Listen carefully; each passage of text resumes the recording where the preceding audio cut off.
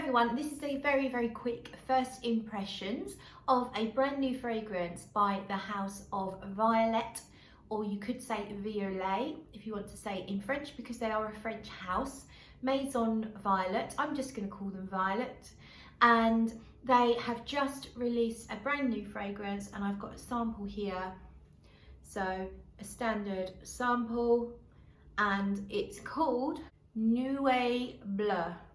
So it's spelled N-U-E-E and then Bleu as in Bleu de Chanel, Nuee Bleue.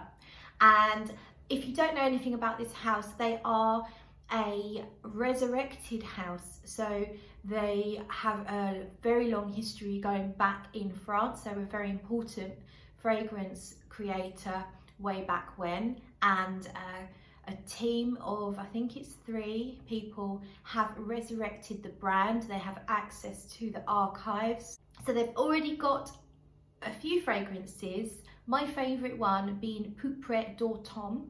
Poupre d'Automne is a violet fragrance. To me, it's a violet fragrance that opens up with almost like a cherry bakewell feel to it, but it isn't a heavy fragrance, and it doesn't feel like it's supposed to be a gourmand. It's not full on and thick.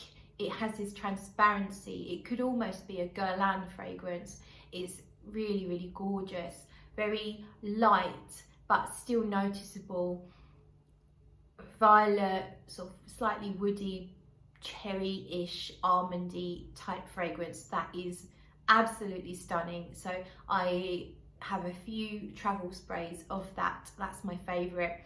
They have a few other fragrances as well. I like all of them actually, but that Poupre d'Automne being my absolute favorite. And I'm on their mailing list, and they emailed out to say that they are releasing this new fragrance, and it's based on the fragrance of the same name that the company did have in their repertoire way back when. However, they've not used the same formula. I don't know if they've actually got the formula, I'm not sure, but it's their interpretation on what it should smell like based on the name. And I will list the notes below. I haven't looked up the notes. In fact, the only notes I could find were on Maison Violet's YouTube channel. So they do have a YouTube channel, so you can check that out if you want to see the guys. They talk French, but there's English subtitles, and they did release the notes on there. It may well be out now in the realms or on the website, I'm not sure, but I haven't refreshed my memory of those notes because I like to review things, and I don't like to be influenced by what I'm told is in there. I like to just use my imagination and my nose and figure out what I think it smells like. And so I wore this just yesterday, and let's just do a new spray now, and I'll tell you what I think. So it's absolutely an iris fragrance. There is the most beautiful, soft, powdery, makeup powder like feel to the opening, but it's resting on a kind of crisp and fresh citrus accord. And there's a sharpness to it, which I think is a slightly green sharpness. Could be a petitgrain or something similar, but almost comes off a bit like hairspray to me, and I don't mean that in a derogatory manner.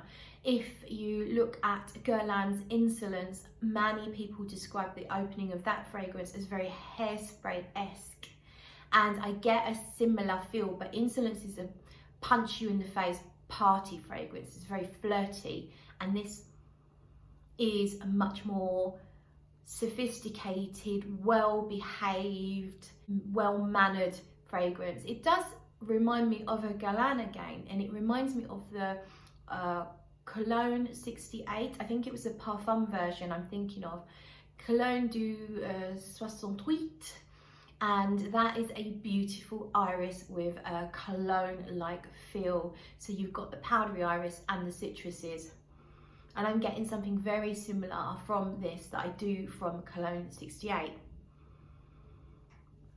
It Didn't feel like it had a massive development, but as I say, I only wore it yesterday. I would say if you like the Dior Homme line, if you like Valentino Uomo, if you like Iris, and if you like citrus, you should definitely check it out. So really, that's the only way I can describe it for now, is kind of a powdery, ever so slightly sweet makeup vibe. It's not a massively violety like Iris can be. It's probably more green, a touch vegetal, not really earthy, but it is grounded. It's very grounded, it's very sensible, sophisticated. I would say any Iris lover should really check this one out, because it is a really beautiful Iris accord, with that slightly green, almost hairspray-esque thing coming through, but not too strong, and it doesn't last throughout the whole fragrance journey. It's just in the sort of first hour or so. Not a massive projector from what I tried yesterday, but really does need a full wearing, and I feel like this weather, it's a bit chilly. It's not really the most perfect weather for this fragrance. With it having that cologne feel, I think it's more, it will probably come into its own in the spring. Oh, there is a really pretty, there is a tiny hint of violet in here. Iris does have ionones, and ionones are the main thing that gives you violet. So yeah, there is a kind of chalky violet touch to the Iris. It's really nice. Very much liking this. I can think of quite a few people who are going to love this one. I think Dan, Mr. Smelly, is going to really like this one, so I'll make sure he gets to sniff it. And my friend Sue, who loves Iris, she's on a massive Iris kick. I think she will love it too. And anyone that loves Iris and violet and doesn't mind citrus accords, it's not a really juicy or zesty or sharp citrus. It's quite rounded and understated. It's underpinning the Iris rather than it being like you don't smell it and go, oh, that's a cologne, that's a citrus fragrance. It's an Iris fragrance predominantly, to me anyway, and then it's just the citruses are sitting underneath and they're very well behaved. So I think I'm going to leave that review there, because that's 8 minutes and it's supposed to be a first impressions. So that's that. I will be doing a live stream on Saturday night, so please come along and join me. I really had a lot of fun doing my last live stream, so it'd be fabulous if you'll join me.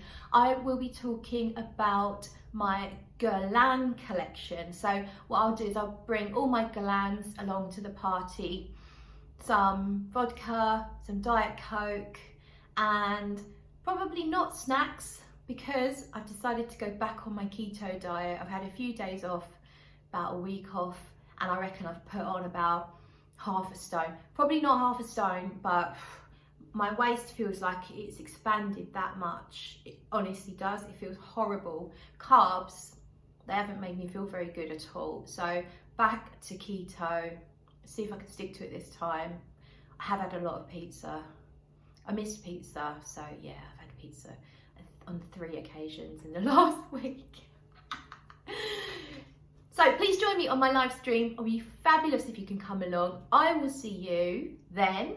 If I don't do a video beforehand, I will see you then, hopefully. And in the meantime, thank you so much for watching.